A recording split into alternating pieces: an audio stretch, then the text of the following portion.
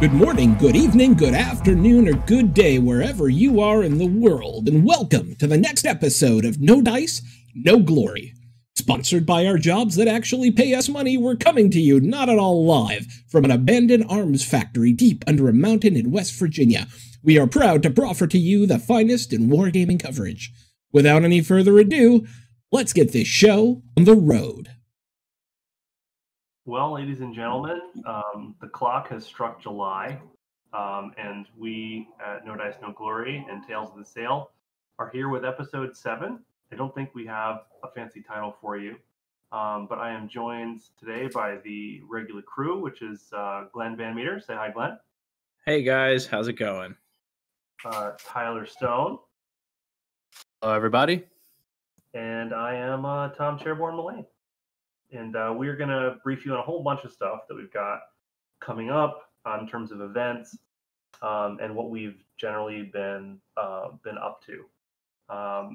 So I'm going to start off and mention that Glenn and Tyler have both been making fun of me because I'm apparently not the only history teacher that they know of who collect rubber ducks. I mean, it's apparently a thing. I didn't know that social studies teachers do that, but Glenn told me that I was wrong. Yeah, I had made a comment because I ran across a Kickstarter for polyhedral dice that have little rubber ducks in them. And I got some thinking that they were pretty cute for my family, and in an effort to get my currently too young, but hopefully going to grow into the hobby child into it. And Tom pointed out that he already had a set and why he already had a set. And it's just weird. My love of these rubber ducks is so well known that 2 different friends saw the Kickstarter and bought them for me independently. So they bought into the Kickstarter literally to give me these duck dice. I still don't have any of them, but I'm very excited to use them when I do get them. I think I have around probably 100 rubber ducks. Wow. Pirate ducks, ducks. Every time I go to like a major museum, usually they'll sell like a themed duck. So I think my favorite is like the Roman Legionnaire duck, who's like bigger than the other ducks. I feel like that's like for intimidation, you know. Wow, we just have a unicorn duck because, 2-year-old girl. Yeah, well, like every time kids come over, they start to like pick them up and throw them at each other. Recently, we had a bunch of my friends, the young kids, come over and they played a game called Hide the Duck. And my wife doesn't like these in general. They just kind of annoy her. And so she's been finding them everywhere, in the sugar bowl, under the couch, behind the remote control, in the furnace. So because the kids stuffed them everywhere that they could find a spot. And it's been 3 months and there's still more of them. So yeah, it's the gift that keeps on giving because I just really love annoying my spouse because it's how I show her how much I love her. You should consider just re-hiding some of them just to keep it going. It's a good call. When she's really stressed out, I'll sometimes like stage duck scenes, sort of like that comedian. I forget what his name is, but I had like the ducks trying to help a duck out with like dental floss rope. I had them having some kind of a cult ceremony. There's a lot of different things going on. But anyway, with the main thing that I got done that's hobby related would be the painting competition, which we had set at the last episode. We gave ourselves a deadline, and I don't know about you, but I find that it's easier for me to paint if I know I have a deadline to paint for. So if I know that I have a tournament, for example, I will paint. I don't know. What about you guys? Oh, that is the only way I get painting done.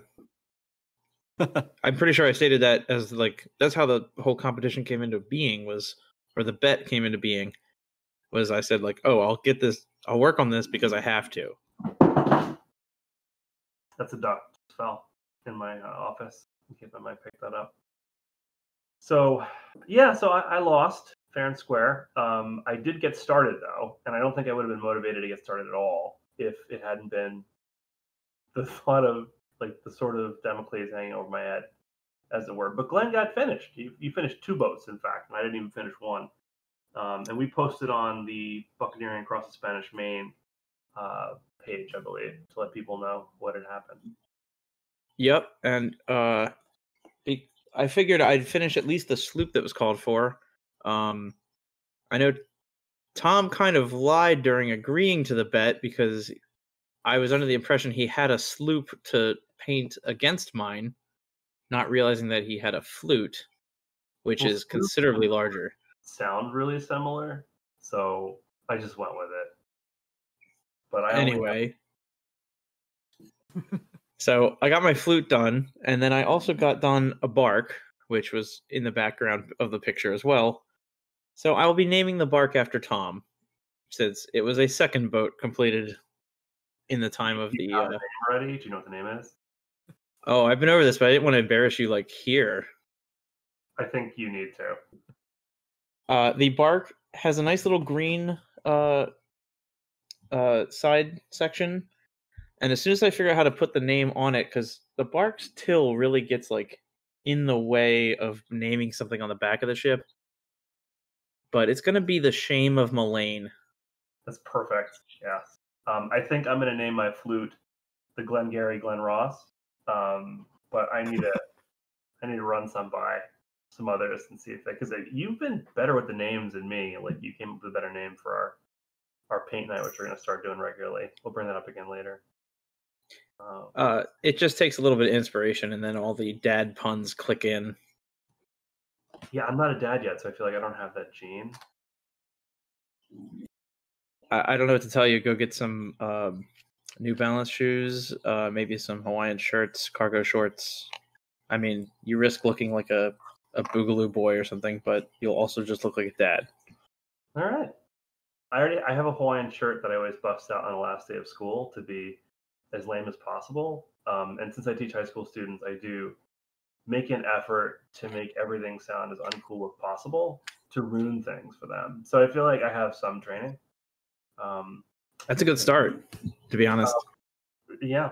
One thing I will also mention related to kind of getting into the hobby, which we'll get into later, is I'll give a shout out to the Blood and Pigment article about the French faction by, I'm going to butcher his name, but I'm going to try my best, Guy Ruark. I think that's how it's pronounced. But he wrote a great article on Blood and Pigment, and it was so good that when I asked my friend which faction he wanted to start, because I'm going to get him a starter box for his birthday next week, he picked French based on that article. So if the Firelock guys are listening, this Mr. Guy succeeded in selling some product for you. So good job on you. The other thing that we'll mention, and then I'll turn it over to Glenn and Tyler, is No Dice, No Glory is going to be helping the Historical Miniature Gaming Society, HMGS, host an online convention.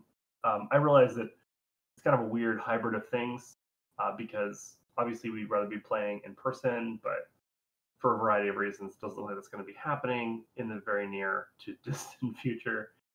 So we have a lot of different authors, game designers, and people that are signing on. And the thing that I would most probably compare this to would be those of you who are really into Battlefronts games and Flames of War. They occasionally will host something on Twitch, or they will host kind of product announcements, and they'll kind of go over what the plans are moving forward. And these tend to be kind of really interesting viewing. People tune in a lot. People look at the replays of them. So there'll be live talks from authors, game developers, question and answer periods, and then some of the No Dice, No Glory guys will host live podcasts, which we're going to have to figure out how the mechanics of this will work. But the schedule is almost ironed out. We should have everything ready to roll by the date it's happening. So for those of you marking your calendars or punching it in your phone or listening in the car, we'll bring up the date again. But this is going to be running July 23rd to July 26th. And to give you a preview of some of the people that folks that listen to this podcast might be the most interested in hearing, we will be hosting an interview with Benderson Little, the author of Golden Age of Piracy, who's been a consultant on Black Sails, and he's a consultant for Firelock. This guy is really nice, very interesting. I know, Tyler, you read all the books, right?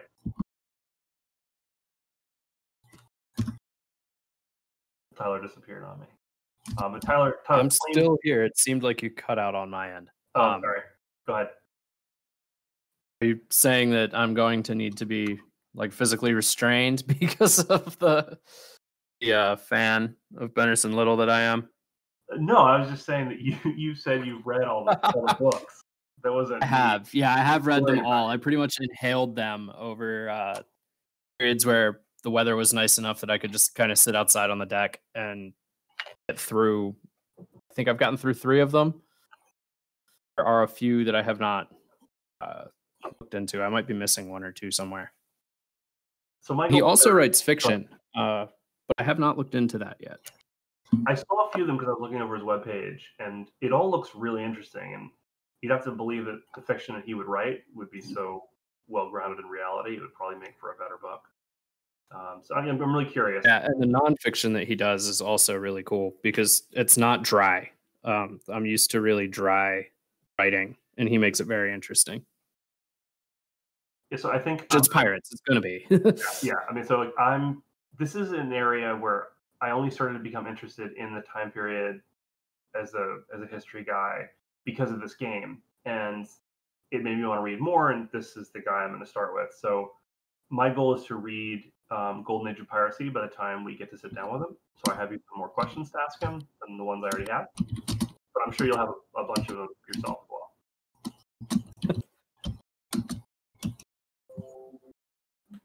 And I didn't notice this before we started recording, and I apologize for that, Tom. I fixed the times that were in the show notes for each of these events because it listed a 24-hour time and then a standard time next to it. And I converted all the standard times to daylight savings times, which is what we're currently operating on. Oh, I didn't realize that. I always just put EST because I thought it was standard. Ironically, we're on daylight's time more part of the year than we are on standard. Time doesn't move the right way anymore, so I think it mattered which abbreviation I used, but I've learned something today. Well, you also listed 2 different times, so that's just why I changed them. So I wasn't. Hopefully, it's all right now. So something that I'll mention, and I don't think this applies to Glenn or Tyler, unless there's elements of your past I'm unaware of.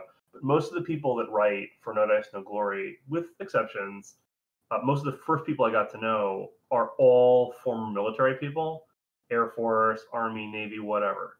And as a result, they always use military time, and it drives me nuts. Even though I realize the utility of it, I know it's smarter because it's clearer in a lot of respects, but I don't know. I'm just an East Coast guy, so. I'm an Air Force brat, but I work in biotech, and we always use the 24-hour clock due to the precision it affords. Yeah, no, it makes sense. All right, so to give people some dates and times of when people are going to be on, now that Glenn was nice enough to fix my mistakes, so July 24th, okay, which is the second day of this, at 8:30 p.m. Eastern Daylight Savings, is our interview with Benderson Little. We'll be answering questions and stuff like that, or he'll be answering questions rather from us. The next day, on July 25th, Mike Tunez will be doing an update on all the stuff that we're going to kind of briefly mention here, but progress on Queen Anne's War, new products, and a bunch of stuff from Firelock, kind of to make just broad announcements on the Blood and Plunder side of things from Firelock. And then right after he's done, the 3 of us are going to have a chat and host a live podcast, which we're going to try to have messages and stuff curated. So we're probably going to have somebody from No Dice, No Glory kind of like curating questions and tossing them to us in a private chat so we can bring up things that people are talking about while we're talking. That'll be a new experience for me. So we'll do the best we can with that, but we'll see. And we'll be posting a lot more of the schedule online for people to read, because I realize that, you don't just want to sit here taking notes on what I'm telling you, but just to give you an idea of what's happening. Rufus and Kai Devane, who are also Firelock guys, are going to be doing Blood and Valor spoilers the following day, which is July 26th, around 5 o'clock. And then we also have John Russell and Doug Glover from Warlord Games, Mark Walker from Flying Pig Games, and then we also have Phil Yates and Pete Townsend from Battlefront, who are going to be doing their announcements and stuff like that. There are other gamers, historians, and people coming on. The whole idea of this, and then we'll make a mention of it in other podcasts and we'll post on the website, but is to get as many different voices in the hobby as possible, so you'd be able to tune in almost any time in the evenings or in the afternoons on the days this is happening and get to hear something interesting. So I think it's a really cool idea. I'm going to be doing a lot of work with Mitch Reed about it, but he's been like running around like crazy trying to facilitate this kind of thing, and I think it'll be cool. I'm looking forward to this. We get a chance to interview people. We get a chance to answer viewer questions and things like that. So yeah, that's what I've been up to, which is a very, very long segment. So I apologize for monopolizing your time, but I'll turn it over to Glenn. Glenn, tell us what you've been up to other than beating my pants off in a painting bed. Well, real quick, I would note that since it's going Mike Tunis straight into us, I would not be surprised if he just decided to hang around, knowing Mike. Yeah. If he's got the time, he'll probably just chill on the line, considering we're talking about his stuff. So people might even be able to get questions in on him, but I can't promise anything. Yeah, I'm not sure about that, but we'll see. Yeah. Honestly, with COVID and being in Maryland where everything is still shut down tight, the only gaming related thing is I had a bunch of my guys from my gaming club up to the farm where there's ample room for appropriate social distancing, and we had a cookout and bonfire kind of thing. We chatted long into the night and talked about gaming and models and everything else that's going on. Aside from that, yeah, it was just me focusing on trying to get stuff painted so that I could beat Tom. Yeah. But I'm getting into a good routine now that everything's opened up enough that I'm back to work. So I come home, get the family doing their thing, everybody goes to bed, and then I have a few hours to work on whatever I need to work on, which is going to lead to a bit more painting and model assembly. And I'm hoping that I'll finally get organized play going using small group invites at my house. So stuff might start popping up about that, but I wouldn't expect me to get the 70 Spanish models painted before we record again. I still think any way you can facilitate games, since you have such a great space to do it in with a few small people at a time, is awesome. Oh yeah, that's the plan. So I'd be happy with that. I'll also mention that just to make an excuse for myself, it was really tough last week because I couldn't really have time to paint since I was sitting my butt in this chair grading the AP exams. Yeah, I did 26 hours and I graded 370 of those tests. And yeah, that was exhausting. And by the time I was done, I just didn't have much time left. I had 3 days left. It's not an excuse because I wasn't working anymore, but yeah, when you sat in a chair for 8 hours a day, you just don't want to sit in a chair anymore and paint. So I just got up and got out and, ripped up a fence, yelled at Home Depot, cleaned out the gutters, just to get on a ladder and be dangerous. So, yeah. So Tyler, what have you been up to? I don't have any excuses. All of my days really blurred together. I didn't have a horse in the ship painting race. I think you guys set that up between each other, or I'm just trying to back out of having to supply dinner to people. I started painting a flute the night of the 30th. So considering I'm like about halfway through it, so we Well, got things Tyler, done. But yeah, I spent the month playing video games. Tyler, how many painted ships do you currently have? I have two Before paint brigantines, a sloop, bark, tartana, and two piraguas, and I think 8 canoes.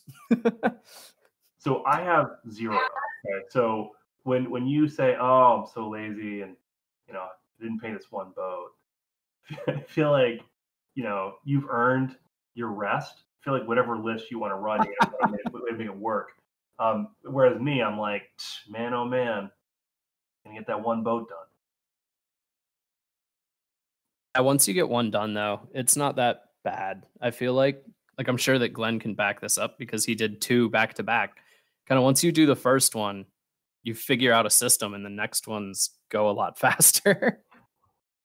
Yeah, I actually I was getting started on the sloop, and I just decided to kind of work. Well, I was originally going to do the bark and then the sloop, just start with a small one that didn't matter. But I was doing the sloop, and then I ended up working on the bark in between, and I just finished it really quickly because it's a very basic paint job. But yeah, I've definitely been emboldened, and I'm already planning on another 2 or 3 ships. The third of which will probably be the flute, since I'll need it for the second organized play scenario. But I think I did learn. Like, I wasn't sure what color scheme to go with because, like, I don't know. There's so many different options, and you see so many different really cool things up on Facebook that people post. So I decided to prime it white, and then I used the contrast paints, and they did a beautiful job. Like, I need to do a second coat to clean it up because it kind of goops in parts. So I spent my best efforts to soak up stuff and make sure the brush didn't get too thick with paint. But yes, I got the whole base color scheme done, and I'm happy with the color. And now I just need to do some more washes and tidy up the edges and highlights and stuff like that. So yeah, go ahead.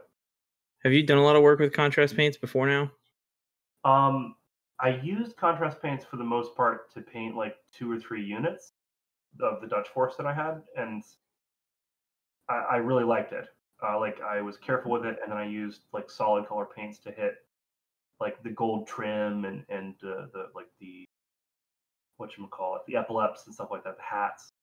So like I would do the smaller, finer details in a watered down paint, and then I would do the contrast in a couple of layers and be really careful with it. What was your experience with them? I use almost straight contrast paint on both of these ships, and I thought I had excellent effects come through. My only issue is a lot of the ones where you're going with are lighter. Like, I used the Yandon yellow for the yellow sloop, and I had to go back and fix a couple spots because I actually got red on the yellow, and I think everybody knows how the pigment works in that one. So I had trouble covering up the red, so I had to paint it white and then the yellow again. But anytime I hit the yellow again by accident, it turned kind of orange. And I know with some of the browns, Tom, I was going to warn you, that light brown you did your sloop in, it might go a bit dark on you if you accidentally hit it too much. I think it turned out pretty well. Like, the deck, I think the issue is that I was trying to paint it so fast that I didn't give it enough time to dry, and so there are points of it where like the 2 colors blended, just like I said, and it made like an orange or made like a green, because I had like the blue section of the flute like on one of the upper deck detail pieces, and then it blended with the yellow that I was doing on some of the ribbing. And so like, I should have been more patient, but that's that's just because I was rushing. Yeah. What contrast paint did you use for the wood? What did I use? I think I have it here. I used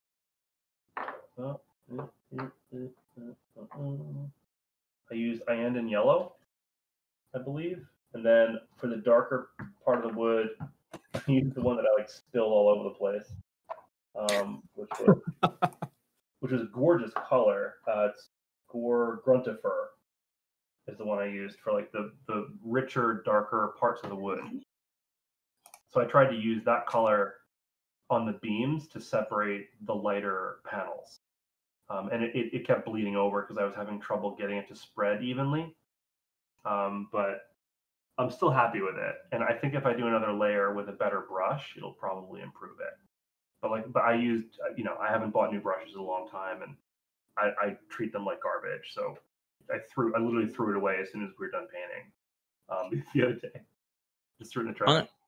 I'm gonna have to try that fur color because I was looking for a nice intermediate brown. I'm looking at your picture right now. That looks good.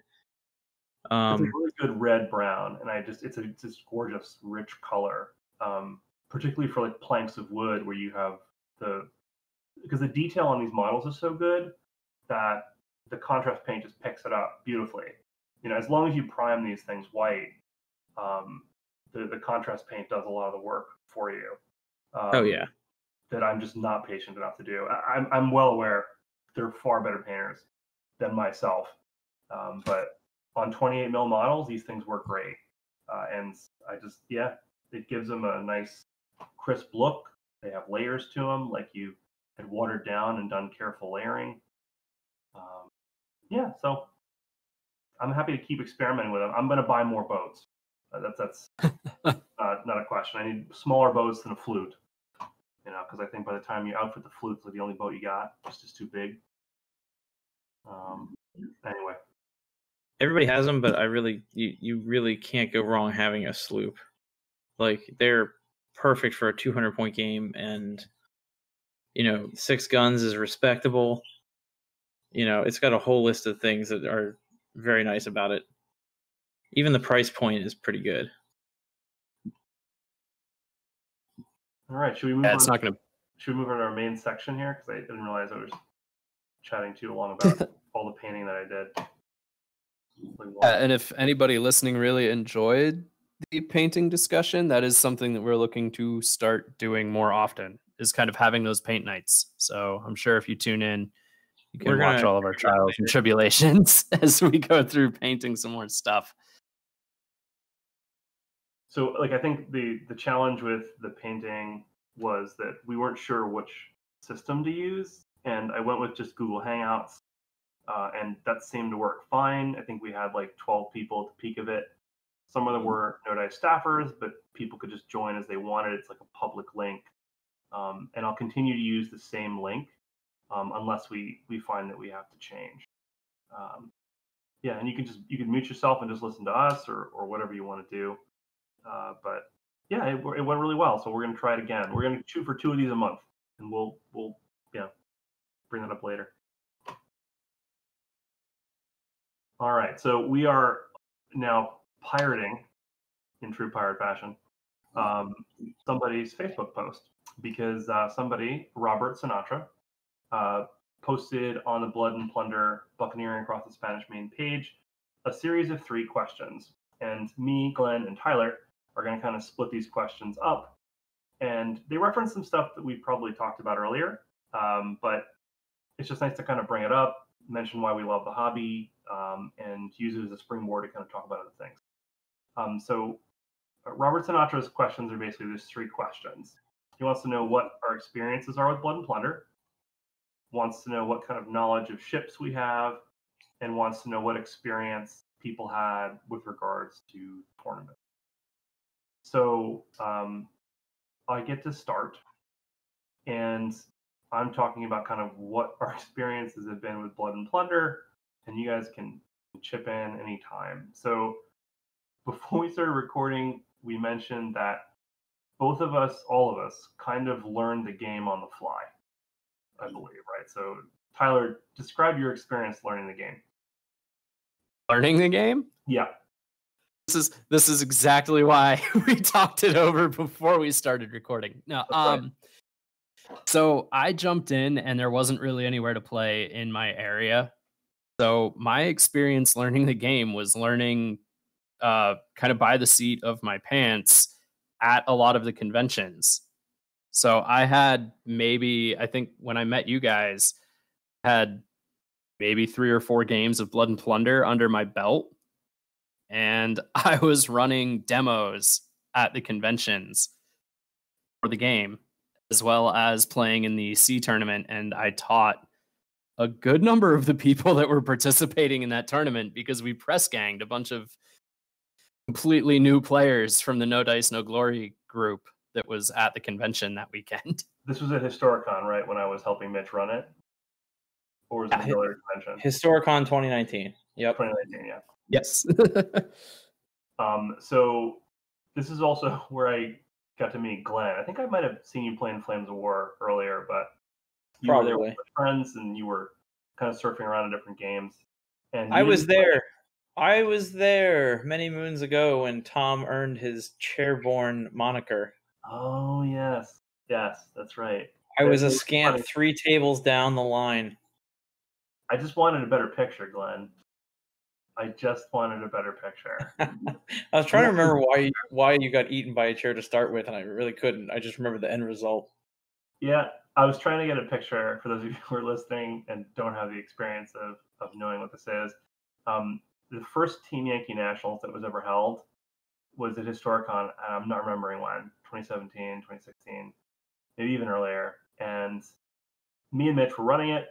I was playing in it.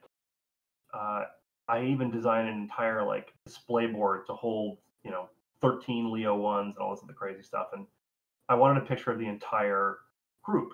And I thought the folding chairs they had at the convention center were strong enough and stable enough to hold my weight, and they're not. So I tried to step back, and in the process, the chair basically folded itself and collapsed around my leg. And then I proceeded to run around trying to get it off my leg, and Mitch wet it hard. And so that's what my nickname on these forums and at No Dice is about, because I got stuck in a chair. So yeah. So anyway, so I learned at that Historicon 2019 too, and I wasn't sure about the game. And Mitch said, "Well, just give it a try. Help me out. Run this tournament." I'd never played before. I bought some models, but I just had them all primed, and that was it. And I made a list. It's Glenn knows where this story is going. And I played 2 games. And I lost spectacularly in these games. And then in the 3rd game, my opponent pointed out, "Wow, you had a lot of models in this table. Like, how much is this?" I'm like, "Oh, it's 100 points." And he goes, "No, I don't think it is. And I don't think it's 100 points." And we looked through the book, and I realized that instead of thinking that the points listed next to the units were per model, I thought that they were per unit. So oh no! When I actually added up all the stuff that I had brought, I think it was 192 points. So the first 2 games I played, I was against you, wasn't it, Glenn? Did I play you? Oh, I did not get to play the LAN tournament. I'll reveal this story in a minute when I go. Okay, so yeah, so the first 2 opponents that I played against, I lost, but I was playing with a 2-to-1 advantage against them in terms of points. So yeah, and it's embarrassing, but it's a tribute to how well designed the game is. That tactically stupid, idiotic play will still lose you the game, even if you have all the points in your favor. So you can't just buy your way to victory, as it were. And I picked up the game really quick, learned the rules while I was playing the tournament, and by the end of the day, I was doing demos for people. And the game's set is elegant. I bought more models, and despite the fact that I have still not won a game ever in 2 years, I continue to play it, which gives you an idea of just how much fun the game is. So, and we did manage to rope Glenn into this, and I'll turn it over to Glenn for his experience with it. So go ahead, Glenn. Yep. So I first saw Blood and Plunder at my local game store back. Well, I might have even seen the Kickstarter at some point, but I didn't get into it at the time because I had sworn off 28mm gaming completely. I didn't have any terrain for it. I got nothing. So I was actually at that Historicon playing by Fire and Sword, which is also set in the 17th century.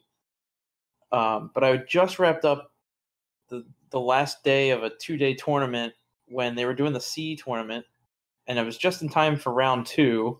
And Mitch talked me into it because my 2 buddies, actually 3, Eric, Max, and Ben had all jumped in to play as well. So Mitch sat me down across from Tyler, who quickly ran over the rules in 20 minutes. I'm pretty good about rules, and I played a lot of games, so I'm good at picking things up on the fly.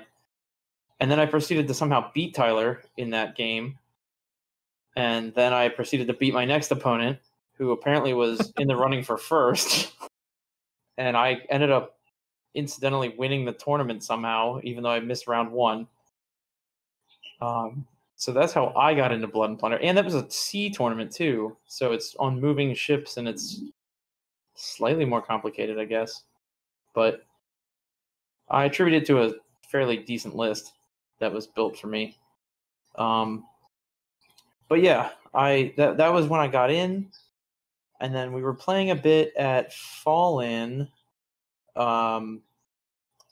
We came to that tournament. That was the one I actually intentionally signed up for with my Dutch. Did okay in that one, And yeah, but it was one of the later nights. Huh? You beat me again. That's where we actually have to play each other. Oh yeah. I played Tom in round 2, I think. It was I beat him pretty roughshod.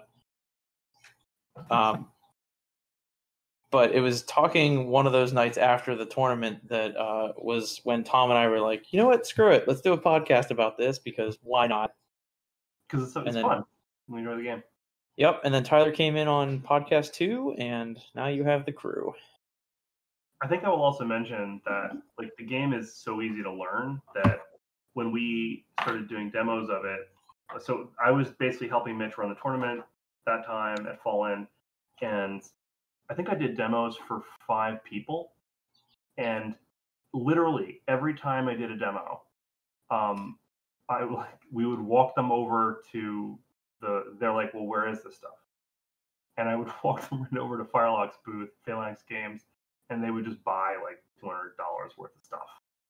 And so I think every single demo I did, somebody bought the game. And they were bought out by the end of it. I think Tyler was talking about this before we started recording, but yeah, they were sold out of most of the starter boxes, most of everything. So yeah, and it's fun. It's because it's a fun game to collect. The stuff can be different things. The starter boxes are really thorough too. So when you get one of them, you tend to have a full army. You don't need to supplement it with a ton of other stuff. So it's really comprehensive. So let's talk about ships and the knowledge of them. Tyler, go ahead and run through some stuff you've learned. So that was the second part of Robert's question, was just kind of the knowledge of the ships and how it affects the game. And I wrote, a 2-part kind of my experience with the game, and then in the response to his post, I also put the stuff in for the ship, so you can read it there. And there are links in that. I guess I'd preface with the disclaimer: please don't go overboard. The way that this stuff affects the gameplay is you really don't need to know how to sail. Similar to the no dice guys who are all former military, I think a good chunk of the Firelock team all sail. They're all most of them are in Florida, if not all of them. And I know Mike spends a reasonable amount of time on his boat. I think that's plural boats now. But it's not something you really have to understand when you jump into the game. And that's one of the good things. We were just talking about how easy the game is to get in and learn and to teach. We all learned kind of playing, well, Glenn and I learned playing sea battles. And you can do that. It's not hard. Yeah, I also want to point out that while I've also always been fascinated by naval warfare, especially this period and slightly later, I knew nothing about ships. I learned almost everything I know about ships playing this game and reading for that. Yeah, it's not a simulation. There are I've always been really fascinated with the World War I air war stuff, and I know that if you ever go to these HMGS events, there is a game there, and I cannot think of the name of it, but it uses a dashboard, like a wooden dashboard, and it is very accurate simulation of how you would fly these World War I planes. Blood and Plunder with a ship is not that. I mean, they're like moving buildings. Yeah, they're like moving buildings. You kind of have to plan ahead, which makes sense because there are no brakes on a boat. of sale. In actuality, there are several dozen points of sale for a ship, and they break it down into like 50% is considered sailing large, which is just as long as you are downwind of the wind, okay. There's no distinction really between the fore and aft rigged ships with the wind coming in from the side as opposed to the square rigged ships with the wind coming in behind them. Matter until you start sailing windward, which is the only other point of sail that they really worry about. And then there is one point of sail which is just in the wind's eye, which is whenever you are dead into the wind and you don't want to stay there. And that's really where the only advanced maneuvers in the game come in, which is your box hauls, tacking, and wearing. And you don't have to know how to do that on a boat at all. All of your guys will do that on a dice roll. All of your sailors already know what they're doing. Just put sailors on your boat and they'll figure it out. And a lot of these models are interchangeable too. So it's like there's a European sailor pack. So if you have that pack, you can paint them up however you like and it'll work just fine. Yeah, paint them in neutral colors and just bulk out your ship with them. But even so, like a Sea Dog is a Marin, is a Marinero is a Leiden? It's a Leiden, yeah. Yeah. But if you are kind of, one of the more neurotic people that wants to get into all of the minutia of sailing, there are some places that you can go that are really good. There's a website that's called thepirateking.com. And if you go there, they do a really quick rundown of all the kinds of ships that were available. There is a sailing simulator on that. So you can kind of get the idea of what it's like to sail a sloop under different conditions, which will give you more of an appreciation for what you're doing on the tabletop. But again, it's not going to give you much of a tactical edge to know that stuff. If you're into the modeling, there's obviously Model Ship World, which is a forum. They cover a lot of the historical stuff, just like all of us kind of jumped into the pirate history off of playing this game. And then if you want the absolute Bible on how ships were rigged, there is an old book that you can find on Amazon, not always at the most reasonable price, but it's called The Rigging of Ships in the Day of the Spree Sail Topmast. So you can get that, and that'll cover, how to rig dead eyes if you want to go absolutely nuts rigging a ship. Or if you just want to learn to sail, there's always the American Sailing Association. So, do that and then get your own boat. And are you playing games anymore? As far as affecting the game, like I said, the planning ahead and everything. And then the only other thing is the rigging. The ships are cool. They come with the elastic rigging lines, which are awesome. I think that's what everybody among the three of us is using right now. But one of the things that was brought up during the paint night was, I think it was Tom was asking about keeping the lower sails on actually on the yards, keep them out of the way of your hands.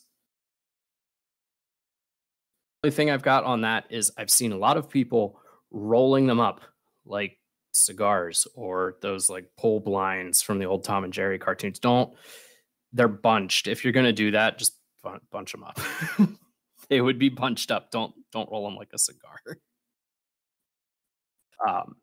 And don't go overboard. I haven't gotten on that journey yet, but I'll post some stuff for when I do. Yeah. And having done solid rigging on a Tartana, I cannot get my hands in there. I cannot get models in there. One 17th century ship that's close to me is the Kalmar Nickel. It looks like a flute. It's not a flute. It's a pinnace. I've been corrected on this several times. It has over 7 miles of rigging. So if you translate that to Blood and Plunder scale, that's 660 feet of thread or, elastic, whatever you're going to use. You're not going to get your hands in there, guys. So don't worry too much about like dead on accurate rigging because you're going to have to abbreviate so much stuff. The right look. Not to mention, especially using the elastic rigging, the ability to like put the like lay the masks down, to pick them up slightly and then lay them down for better transport and storage is a massive factor for what are admittedly oversized toys.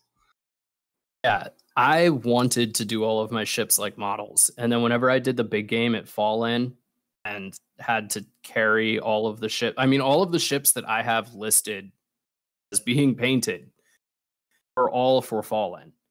And I needed to be able to throw those in a box, drive them to Philly, carry them across the parking lot into a convention center. If you're playing at your house, sure, go nuts. But if you're planning to travel, if you want to come out to tournaments and play tournaments with us, you know, whenever the Copocalypse is over, just use the elastic, guys. It's so much easier. Yeah, I think that's what I'm going to do. Glenn, any general advice for our poster about tournaments and such? Yeah, tournaments. So by this point in time, I was supposed to have a lot more experience with Blood and Plunder tournaments because we were supposed to run. I was signed up with Tyler to run the 2 at Cold Wars, and I actually went out and got, between some friends of mine that helped and my own personal efforts, I got enough stuff to do like 10 full tables of land terrain, as well as enough blue felt to do 10 sea tables as well. So I now have all the stuff to run tournaments on like the eastern mid-Atlantic seaboard. If anybody needs to run a tournament, please contact me. I will be happy to show up with boxes of terrain to make sure that your weekend is a blast. But unfortunately, set up a rental system. It doesn't even need to be that. I'll happily get out of the house and come hang out at a convention to play a game. Anyways, in the meantime, though, the Copocalypse is happening, as Tyler stated, and I had to cancel Cold Wars because I found out like the day before that I had potentially been exposed, and I didn't want to kill off half the HMGS membership. That was generous of you. Not killing them, or that it was only half? Just not killing them, you know. Oh, yes. Yeah. Anyways, so we had to cancel Cold Wars. There was another tournament in May that I was going to be trying to put on at another convention. Now Historicon's canceled, which we had already submitted stuff for. Another tournament that was supposed to be in October isn't looking great. Plus the actual Fallen in October that was canceled. I mean, everything is canceled. So haven't exactly run one yet, but of the 2 that I have attended, I have not noticed an actual meta of any sort happening. I don't think any of us have played enough games to really know there's a meta.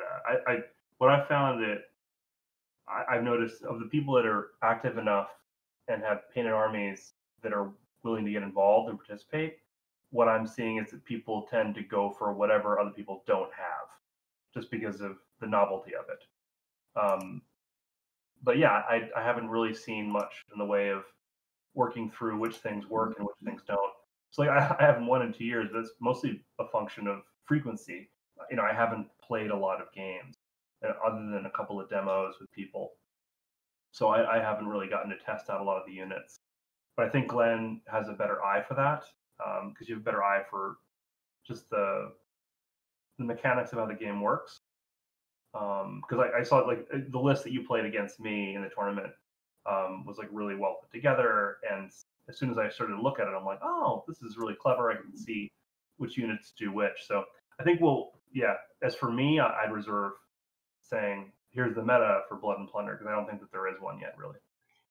Yeah, there's definitely some units that get synergies going that will be popular in tournaments, and there are factions that seem to lack some synergies that are less popular. But I do agree that people tend to be playing either what they think looks cool or they have some kind of connection with. Like I instantly went with the Dutch because of my last name. And those fine hats that the Zaleden are wearing. I like the militia hats. Oh, yeah, everybody's got a hat with a feather. It's great. And if it's not that, it's a top hat. Yeah. But yeah, I think as we get more tournaments in, we'll definitely start to see some stuff come up. And I know Firelock is actually working pretty hard to make sure that everything is balanced and there isn't like the GW Munchkin-y kind of thing where it's like the army of the week. I haven't noticed any of that. Yeah. And there's no creep. Right. And I don't want to say that the community is necessarily small. One thing that I will say is like a lot of the tournaments that we host, you've got the people who designed the game running those tournaments. Like if you go to play at Historicon, Mike is there. I don't think I've been to a Historicon. Will not come up to Cold Wars because it's too cold. But he usually runs some of the bigger event tournaments that we have. So if something starts getting out of hand, like the French proclivity for pistols, he's usually aware of it. I know from the sea tournaments, there's talk of a tactic called Pirate Voltron, which is just using lots of canoes, and you can it's a very sneaky way of just warping yourself across the table. And as soon as people started doing it in the group game at Fall In, Mike saw it and he's like, oh no, it's these shenanigans again. Like he's aware of it. It's just trying to fix the things if oddball edge case scenarios like that jump up. And I will say that a counter to Pirate Voltron is called canoe bumper cars, where you hit one into the next, into the next, into the next, and they all fall out. Like the rumble strips on a highway. But yeah, so we mentioned Forrester's site and Guy Ruark earlier in this episode, and those guys I think play more than anybody else. They seem to get games in almost every week. Yeah, I think and they have theirs is a blog. Yeah, they have really good write-ups. Yeah, I was spending most of my time as a quartermaster out here. Like once I finally got everything like painted up and running, right as Corona hit, I was scheduling stuff across the state of Maryland, just trying to grow the community, trying to get stores involved, things like that. And that all got set aside due to the national emergency. So once that comes off, I'm going to go back to the efforts of growing the community. But I know at my store, we're going to be running stuff pretty regularly. We have a lot of players in Central Maryland. But I think that's one of the bigger things we're looking at right now is simply continuing to grow the community. And once we have lots of people playing, maybe we'll start to see metas develop. But there's also new stuff coming out. And, obviously that always changes the game. And I think the stuff coming out has been enough that, the community's still growing. And I'm excited to see what happens when it gets bigger.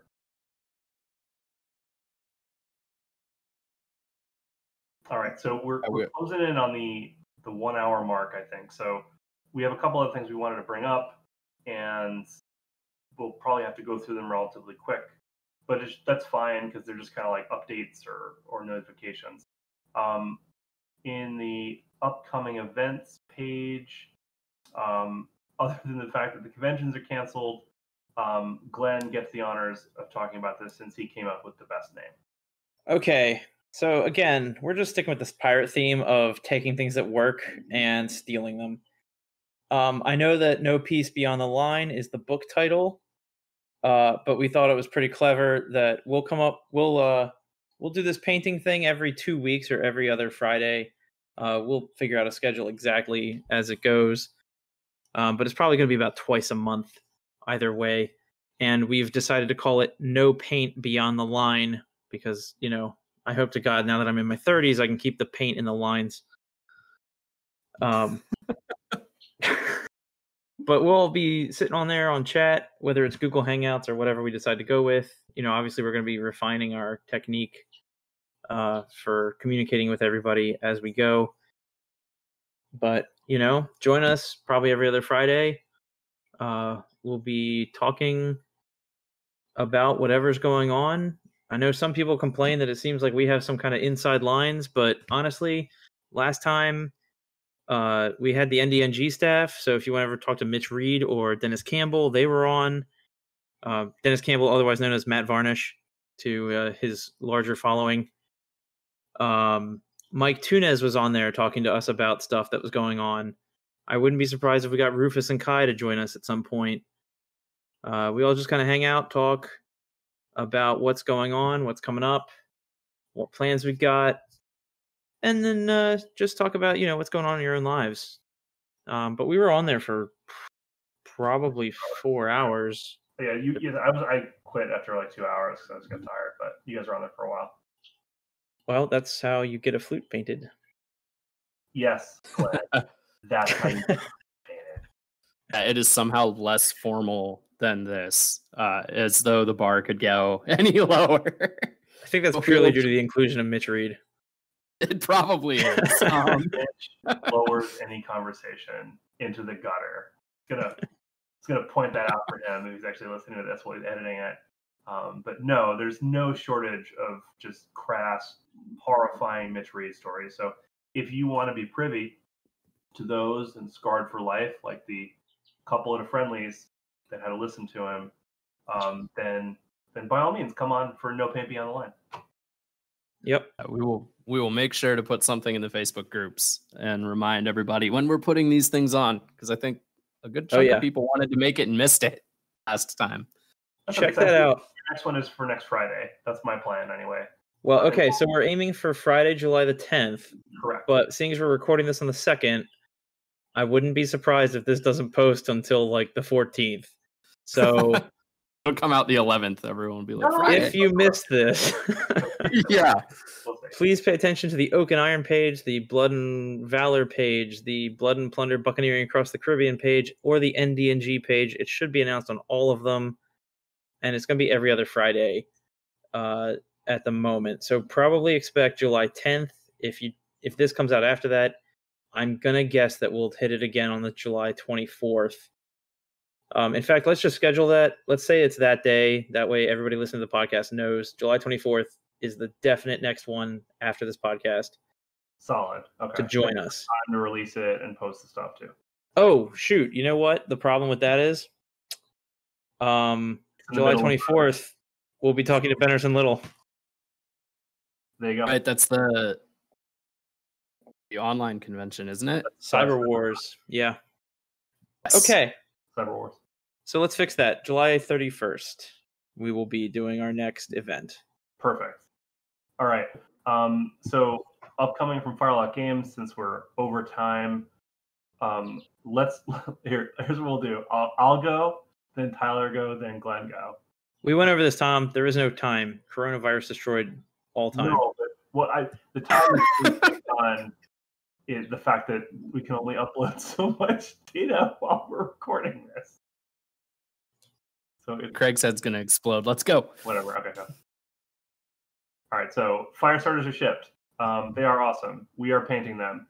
I think I would like to have one more unit painted. So I'm gonna vow that I will have my Braves painted by the next paint night we have on the 31st. I'm gonna have my Braves painted, 4 guys. Completed, or you're going to be working on them? Completed. 4 guys. Man, this sounds like another bet. I will buy. He's not going to have to buy dinner at a convention until like 2035. Or I'll mail you a rubber duck if I fit. I don't need you to mail me anything. I'll just have to keep naming ships after you. That's all. You just don't want to give me your address. And I wouldn't want to give it to me either. Anyways. So, yeah, carrying on. The International Tabletop Simulator campaign for Oak and Iron is still going. There are people posting in the Oak and Iron group looking for seasonal games just about weekly at this point.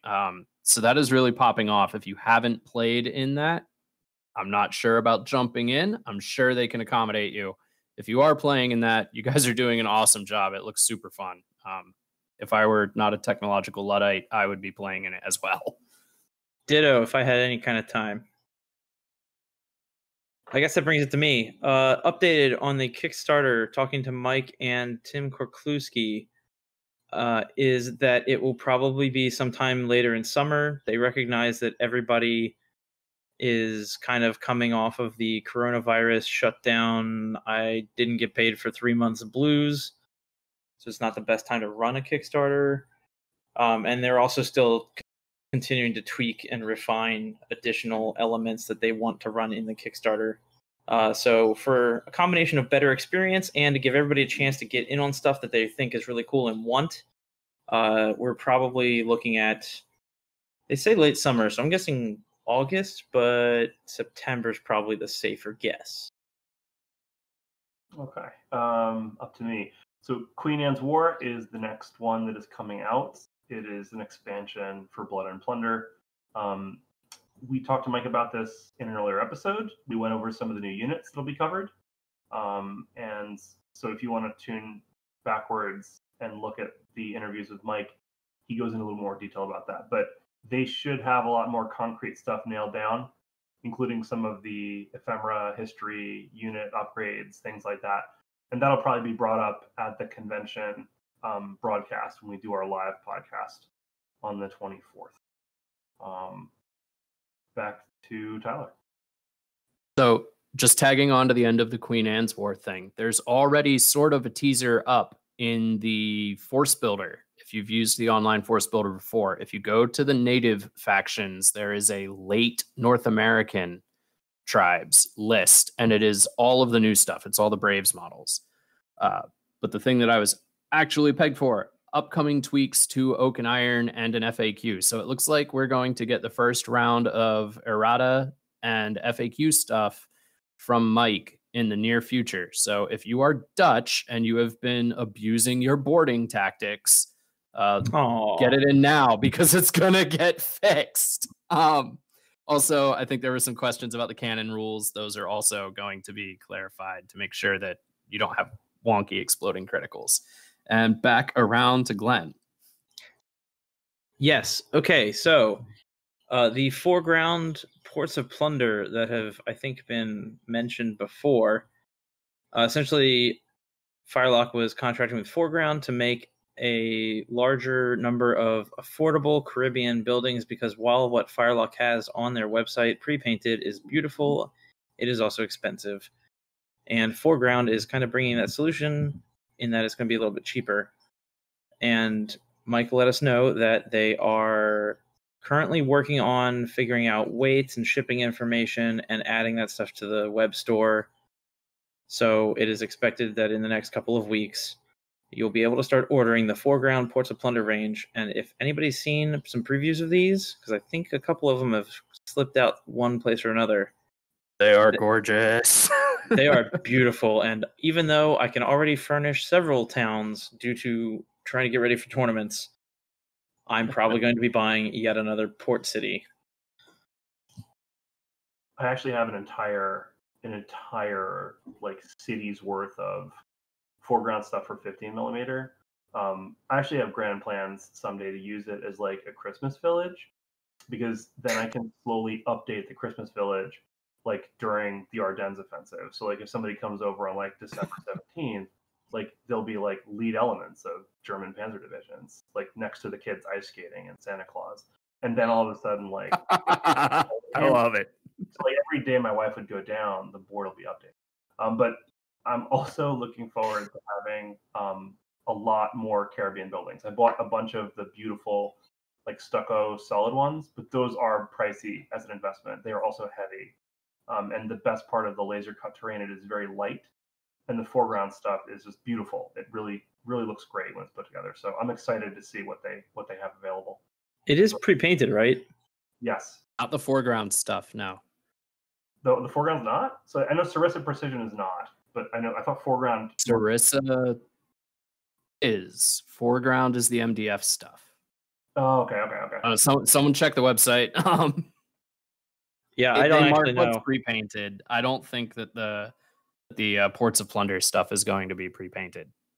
Well, it helps it with the price point. It makes it cheaper. So It does. I don't mind painting it. Like I feel like the kind of painting you would do on these kind of Caribbean buildings is a lot of washes. So that's pretty straightforward. Yeah, no problem there. And then last up here is there's new marker dice that are coming out on the website, and they'll be slightly different size than the current ones. I think they're smaller. Like we were talking about size. Go ahead. A little bit smaller. They're going from 16 mil to I guess it looks like 14 millimeter. I think it might be 12, but I'm not certain. There's no exact measurements there. I like the current dice. I don't know.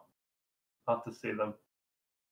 But I think I have enough that I don't need any more dice, so that might be more of a new play. Yeah. There have been a lot of new players that have been looking for the dice, and you're going to get in on these because the former manufacturer kind of got hit with the whole apocalypse thing, and they had to switch over to a new provider. But they're in. They're going to get going. They will be here by September. And the actual last thing, because someone skipped it, the Palisade Fort that they have on the site. So there are some resin buildings that Rufus put together and has gotten cast up, and they're from Firelock. They're not contracted with anybody else. They're straight from the guys, made here in the States, the whole 9 yards. Those, the Palisade Fort is getting some upgrades in the form of a blockhouse and bastions for that fort. And it's the same thing. Mike is trying to figure out how to price those, get them onto the store, get them measured, weighed, figure out what it's going to cost him to ship them to us, and all of you listening. There's actually a lot of new terrain coming out. So it should be pretty cool. If you don't like the flat pack stuff from Foreground, grab the resin stuff from Firelock or the Sarissa Precision that they've got on there. Yep, that village bundle that Firelock has is a great, especially when they run their sales, is a great value. I've taken advantage of that a couple times. But if you want a preview of the blockhouse and bastions, maybe not the blockhouse, but definitely the bastions, I'm pretty sure Joseph Forrester had it on Blood and Pigment at some point. He was working on he was actually helping working on the rules for that. It was, yeah. So he got an advanced copy. It's painted up, I think, and on his blog. So that's, of course, also beautiful. Okay, well, I hope Mitch doesn't get me in trouble for taking up too much for download space this month. But I think that brings us to the end of it. So I'd say those of you who are listening, please tune in for Benderson Little, tons of other historians, game designers, including Mike Tunez and Rufus, and all the other Firelock guys when we have our big online convention on the 23rd through the 26th. And check us out on Facebook for the paint night. And I'll let Glenn take us out by putting him on the spot and making him say something to end it. Yeah, we're looking forward to seeing you all, guys. We're going to be doing a lot more online presence, as we talked about, and I can't wait. So we'll see you all on the 10th, the 24th, the 31st, and whenever we do the next episode. So have a good one, and bye. Thanks so much for joining the show tonight. Remember to follow us on Twitter at No Dice, No Glory, and keep the conversation going on NoDiceNoGlory.com, now featuring our own message boards. Have a great night, everybody.